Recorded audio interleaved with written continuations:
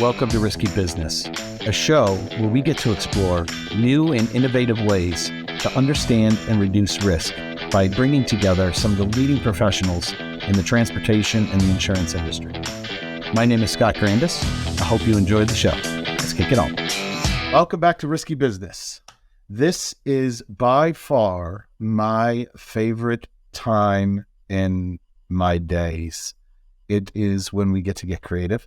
We get to explore cool things. We get to teach, which at my older age here, you can see really gray, is something that I enjoy more and more. And today, I am happy to bring out, and Flint, before I say your whole, well, I just did. Frog legs. We're going to get to the frog legs. We have got to tell that story on this podcast. But anyhow, I've got Flint from TruckSpy. We have partnered with TruckSpy. And they've got an amazing product, which I'm not going to talk about. I'm going to let Flint talk about it. So Flint, tell us a little bit about TruckSpy. Tell us a little bit about what you do. And we will get into that frog leg story in a minute. Yeah, sounds good. Well, thanks for having me on, Scott. It's a lot of fun. Pleasure to be here. A little bit about TruckSpy. So I'm CEO, founder. I guess quick backstory. I owned two trucking companies, actually.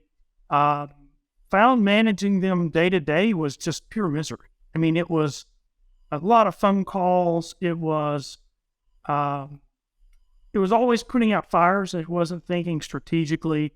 And so once I sold those companies, I kind of took a step back and was like, what tool do I wish that I had at that time? And so that was really kind of where TruckSpy was born. We started, just automating all your compliance, like all your paperwork that you have to file with if done, the state and all this.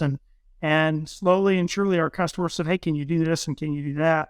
And we kept saying yes, which, maybe in hindsight, we bit off more than we could chew, but we built really cool products for trucking. So think of us as all the tech that you need in the cab of a truck and most of the tech that you need in the back office. So dash cameras, ELDs, document scanning, turn-by-turn navigation, dispatching and workflows.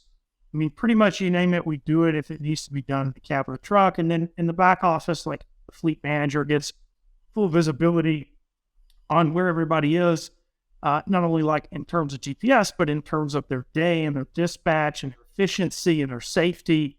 And we help managers coach drivers and be more effective, help their drivers be more effective and more productive and safer.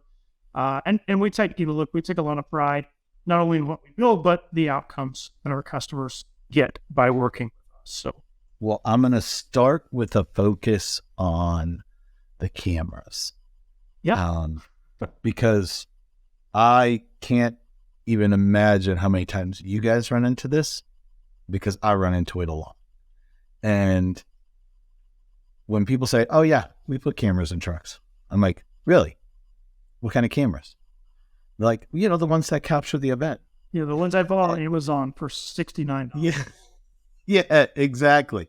So I always relate that to when people tell me they run a background check, because a background check is not a background check is not a background check for anybody that knows anything about background checks. So for everybody listening, tell us a little bit about cameras and tell us why they're different than the AI cameras. Yeah, sure. So we actually have like a whole white paper on this, Scott, and I'll paraphrase, because this is something that we have researched a lot. Not all dash cameras are created equal, especially when you start getting into the commercial fleet space and the stuff that you need to be watching. I mean, the first kind of, let's call it black and white separation, are cameras that are connected to the cloud and those that aren't. So a lot of people get on Amazon, they buy something, they put an SD card in it, they stick it on the windshield. This camera is literally doing you no good whatsoever until you have it accessed, and then you hope that it was working and plugged up and that your SD card wasn't full. It gives you no ability as a fleet manager to monitor and coach and train and help your drivers be better and avoid accidents. It literally just serves to capture accidents. Maybe it captures accidents. And then you can have the cloud connected camera where, typically G-force triggered, right? They're going to perhaps offload a video, a short 30-second clip or 20-second clip every time a driver slams on their brakes or accelerates quickly or whatever the case may be. And that's a little bit better, right? I mean, but you still miss with that a whole bunch of intelligence that you can get when you start applying AI onto that. So like, for example, if my camera only captures when I slam on the brake, well, what if I run a red light and I never touch the brakes? Or what if I look at my phone and I text and my eyes are off the road for like 10 seconds, but I never slam on the brakes, right? So we end up missing a whole bunch of data that, for example, our cameras capture that are actual indicators of real risk. Because every time you slam on the brakes, like, sure, that's maybe risky. You may actually be avoiding hitting a pedestrian, so it may be safe. Like, we're actually able to parse all of that stuff out on the edge, on the camera, and then offload what the camera thinks is, or the AI thinks is worth a fleet manager's attention. So it does two things, right? It gives you a really good risk assessment of your drivers. It gives you ammunition to coach your driver, so you can say, hey, Scott, I can tell that, you're looking at your phone a lot, and we might want to have a conversation about phone usage in a commercial vehicle. It also tells you when your driver's doing a good job. It'll identify defensive driving and say, hey, you need to go congratulate Scott for slowing down and maintaining safe following distance while he was in traffic, right? That's a good behavior. So you get that ammunition, but then as a fleet manager, like, your time's very valuable, so you don't have to sift through hours and hours and hours of footage to try to uncover these insights. Like, you just open up the screen and they're all there. It's a very small piece of your day if you're a fleet manager to keep these things. Yeah, that's awesome. I'm telling you, I've seen the demos and the footage. It's pretty incredible what you guys are processing. And for me, the notifications and the coaching is huge. I'm sure you've heard these before. If not, you've heard me talk about them. But we're always exploring risk at different levels, right? And how do you take the same ball that has been looked at time and time and time and time again and look at it differently, right? And I think when I think about the differences between what you just described, cameras versus AI, the ones that you see, I mean, I can't tell you how many times I've taken an Uber and they got that cheap little camera up by the mirror. You're like, dude, that ain't doing nothing. Well, and the other thing we see is that, I kind of have a category in the middle of cloud connected, but not using AI. A lot of people claim, we definitely have AI cameras.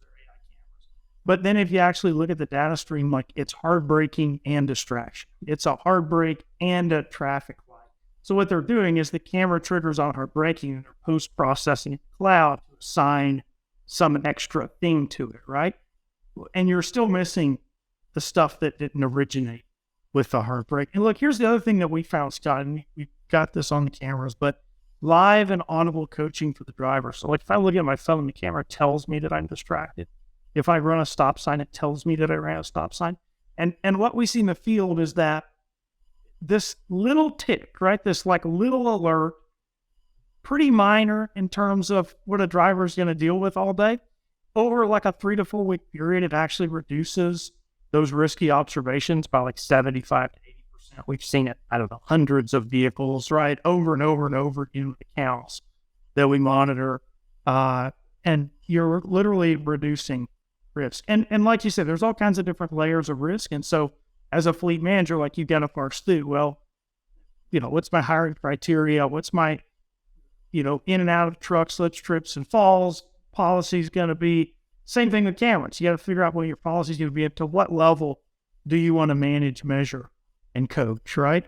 And kind of what we've really seen is that if you put a positive emphasis and a carrot out there to say, look, we're just going to be best in class. Pure and simple, we're going to have best in class technology. We're going to have best in class drivers, and we're going to operate safely every day. And you make that company principle right across the organization, you see just really phenomenal results. Yeah. I love the fact that the cameras do that kind of coaching, like I call it coaching on demand, whatever you want to call it. But when something happens, that trigger, I've heard folks talk about in the past, oh, you shouldn't do that. Could be a distraction, whatever. I totally disagree. I think it's if you want to label anything, it's a good distraction, right? It's something that is causing that driver to be cognizant of the fact that, crap, I did it again, right? I mean, I can't tell you how many times I'm in the middle of doing something and one of my kids or Chrissy or somebody will be like, oh, hey, do you realize that you just did what I told you you're doing? I'm like, what are you talking about? Yeah. I'll tell you every time it happens. And then you start to realize, wow, I do that a lot. And so, no, I think that's incredible.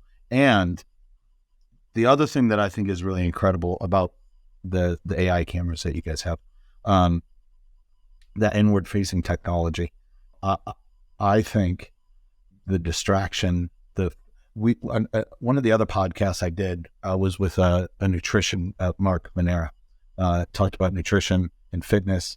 And one of the statistics, and I might be off by a point or two, but it's something like 31 or 32% of all crashes, as recorded by the NTSB, involved fatigue. Yep. And so, you get this kind of, I mean, I'm sure you've heard this too. Somebody's watching me, right, in my truck. Yeah. I think that there needs to be a shift in the mentality on that, because I don't consider it watching. I consider it helping, right? I consider that inward facing technology that you guys have and that you use and that is involved in all this as being something that is a positive for that driver.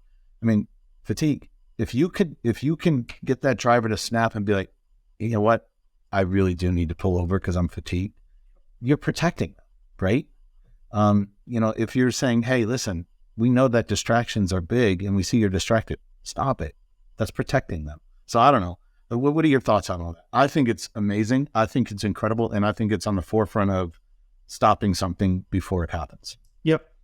Yeah, you're exactly right. And we deal with this pushback all the time, right? We deal with this line of questioning and conversation. And at first glance, I think that drivers feel like it is invasive. The reality, well, first, the industry, this is the direction that the industry has to go because of litigation. If you really don't want to get cameras, you should probably lobby your state legislature for tort reform. To be completely honest, right? Otherwise, cameras are going to be reality because it's really the only way of exonerating the driver and the fleet in front of a jury. And we've seen that over and over again. So drivers, at first don't like it.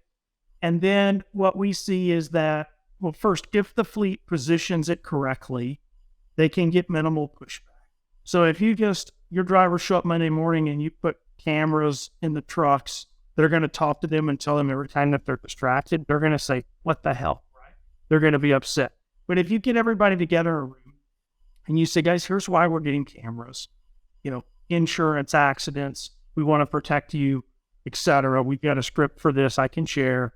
You're going to get some pushback, and then you're going to have to explain how the camera works. So we've got really advanced privacy features, and I can't speak for all everybody making cameras, but if the wheels aren't turning, the inward facing camera's not turned on, it's very obvious, there's status lights on it, the driver knows when the inward facing camera is watching and when it's not. And you may still get pushback.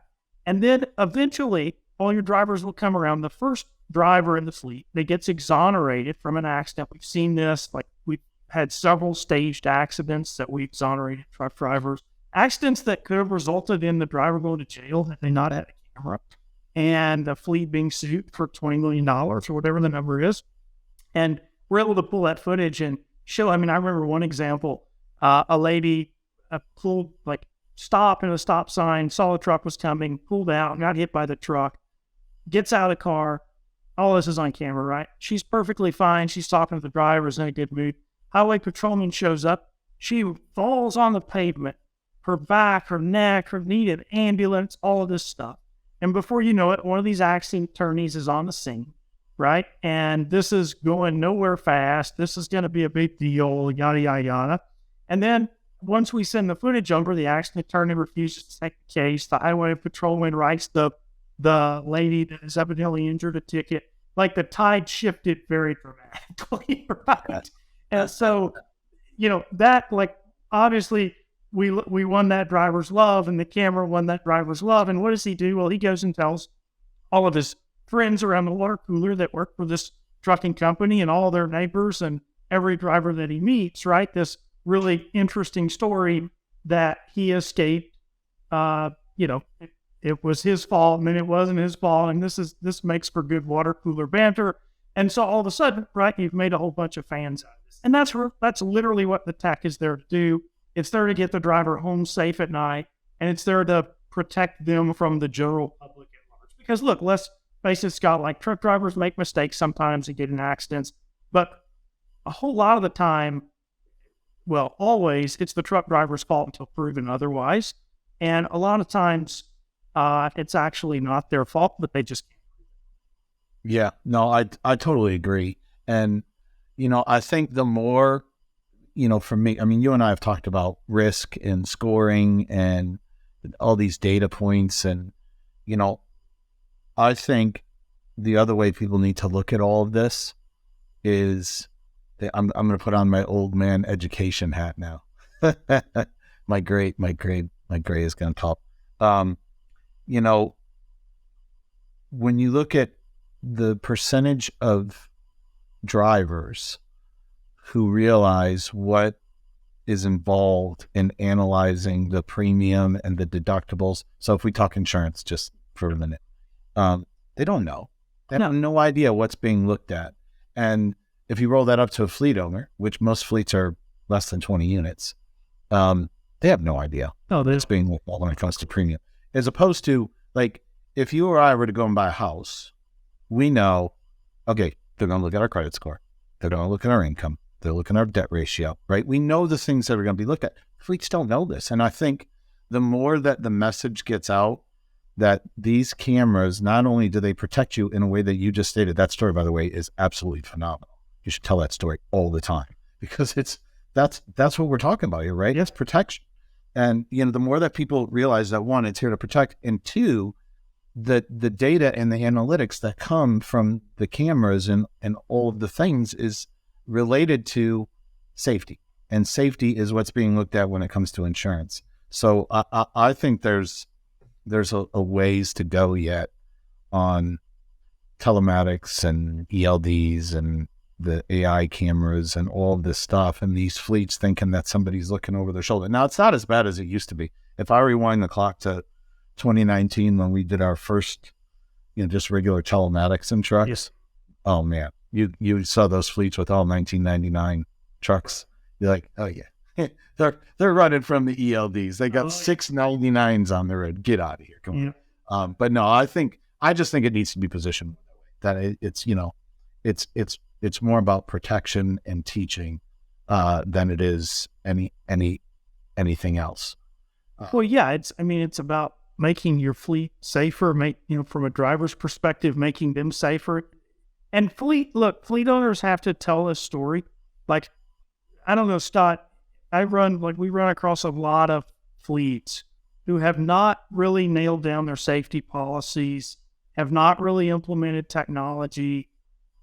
They're not building the case that they are going to be in business for the next 50 years and be safe and win in the market, right? And so if we look at, and insurance companies on the other side of this are like kind of wanting and expecting fleets to do these things. Like, how can you run a business and not have a written policies and procedures, right? And so there's kind of this disconnect. And so I had heavily encouraged fleet owners, like, even if you have 5 trucks, think like you've got 100, like build your business as if you have 100 trucks from a systems, processes, and tech perspective, so that when you grow that big, because you will, if you do a really good job, right? Like, you're going to already have the tools in place, and insurance is going to look at that and they're going to be super impressed. Like, let's be honest, Scott, how many under 20 truck companies do you see that have really done a good job at managing all levels of safety that you talked about? No, I mean, most of the small trucking companies that that our team deals with anyways. But the driver, one of the drivers is the owner. He's the owner. Yeah. So, I too had a trucking business back in the day. And I remember, first we bought a cargo van, and the cargo van started moving lots of stuff, and bought our first straight truck that was moving. And then we took on Home Depot, which this was rare. It was very, very new. I was on the very beginning stage of this. So we would deliver in Cleveland. We started with one store, then 2, then 5, then 6. Anything that didn't go on a flatbed. Well, every time that I would start a new truck up, I would drive it until it was profitable, and then I would put somebody in it, right? Until you get to a certain level. Well, the first truck, they're like, oh yeah, we have a 2-man delivery. I'm like, you have 1 2-man delivery out of 40 stops from 4 stores. You think I'm looking for a second person with that truck? Heck no. But I remember the days where I'm making a delivery with these big double French doors for the back of a house, balancing it, pushing the button on the lift gate, and the phone rings. That's, in my mind, that's what a lot of these trucking companies are. Yeah, but you got to get out of the truck, Scott. You got to get, this is my advice all the time. I was in it. I know how it goes. A driver doesn't show up for work. You got to go get in the truck. Or just like what you're saying, I need to buy it. I'm going to add to the fleet. Well, I'll just go drive. And you can do that.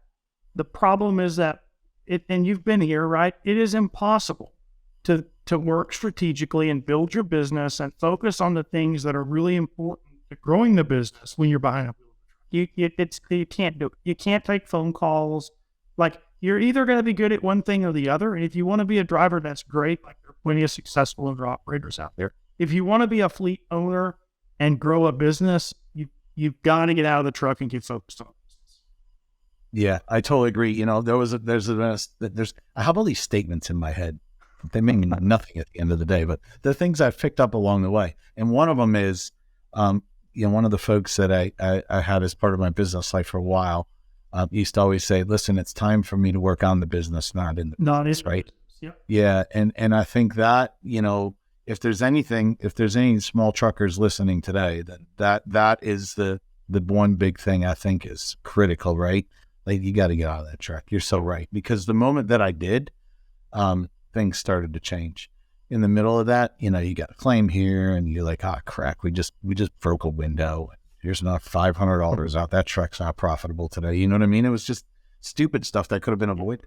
Yeah, with training, with policy, with exactly. And so that's the kind of stuff, like because I remember I drove a flatbed for like 6 months. We were hauling pipe.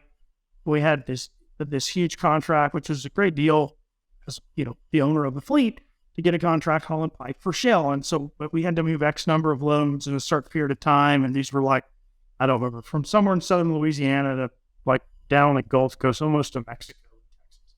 And so, big, complicated, expensive loads that are like going to an offshore drilling rig. There was a lot involved. I was thrilled to have the business. But in order to meet that deadline, I was short drivers. I had to get the truck. So I drove for like 6 months. And the reality was, anytime I was in that truck, everything else, like the stuff that you're talking about, I got insurance stuff, I've got accounting, I got payroll, I've got, hiring and firing and dealing with a customer and maintenance. And I've got all of this stuff that's like my secondary priority now that I'm behind the wheel of the truck. And so everything else in my business went to complete hell, right? We did successfully meet the deadline on this contract, but then like, I had so much work ahead of me to get everything cleaned back up, right? Like, my P&L didn't look that great. I had accounting problems, like, all just because as a business owner, I was unfocused on managing day to day. And so, look, if you're a small fleet owner listening, like, and you're probably thinking, because I've heard this before, well, I can't afford to hire another driver. Well, if you can't afford to hire another driver and the owner of the company get out of the truck, right? Like, maybe you're in the wrong business. Maybe you need to rethink business strategy, your pricing, your customers, your freight. Like, you've got to make an adjustment somewhere, because if you can't afford to spend time managing your business, you need to work on your business, right? Yeah. Something's broken. Something's not working. Yeah, exactly. That's right. Okay, so I have two more questions, and I think they're both fun. So the first question is, all of these cameras, all of this footage, there's got to be a funny story in there somewhere, and if there is, I got to hear it. We can protect the innocent. You don't just have to say where or how, or you can keep it clean. Whatever. Yeah, there is. I will give you. Well, there's some somewhat lewd stories, Scott. I'm going to keep it clean. There was. So the camera will pick up G-force. Like if the truck is stopped and the ignition is off, and imagine you're sitting in a truck stop and some swift driver is trying to back into the spot next to you and he hits your truck, right? So we're going to pick that up and record it. Or if somebody tries to break into the truck while it's stopped somewhere, we're going to pick that up and record it. Well, there was once a driver who was at a truck stop and created enough G-force in the sleeper for the camera to activate and begin recording the situation, right? And in this situation, like the inward facing camera never turns on because the wheels aren't moving, but for privacy purposes, but the outward facing, and these guys had like the 360 degrees, so we got a right and left view. And so it turns on and it records like this 8-minute clip of this truck, moving around. Let's leave it at that. And kind of towards the end of the clip, the lot lizard, I guess, I don't know what else to say, makes an Irish exit out of the passenger door. And so that was one of the funnier stories. But and the only reason, like I don't watch every video, like we don't watch every video that comes across, honestly, or we don't have time to do that. But this particular fleet called and was like, "Hey, I got this alert, but I don't know why did it record this alert? Like, why is this hitting my dashboard?" So then I had to go watch it and explain to them what I thought was going on. How does that fit the bill? Now, you know what? I'm going to put that in the category of funny, and clearly that person was just exercising. Yeah, he was just exercising, right? And so, so the fleet asked, they're like, "Well, have you seen this before? Like, how do we handle this?" I was like, I'm not touching that with a 10-foot pole. Like, I will delete the video if you want me to delete the video so that it's not here. But that is up to you. Oh my God, calisthenics president. Yeah, the other one that is cleaner is there was a driver who, this has to be a world record. The guy cooked lunch,